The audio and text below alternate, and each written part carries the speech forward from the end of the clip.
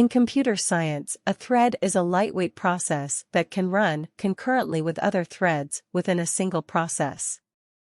A thread is a sequence of instructions that can be scheduled for execution by the operating system. Each thread has its own stack and can share the same memory space as other threads in the same process.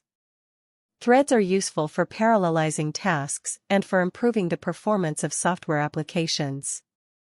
By dividing a program into multiple threads, different parts of the program can be executed concurrently, allowing the program to make better use of available system resources.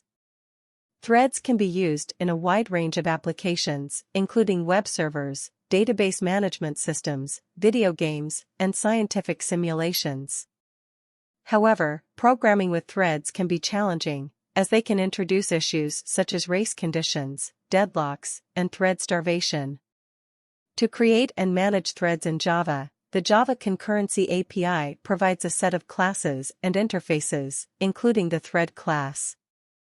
The Java Concurrency API provides a high-level, platform-independent way to create and manage threads, making it easier to write multi-threaded programs.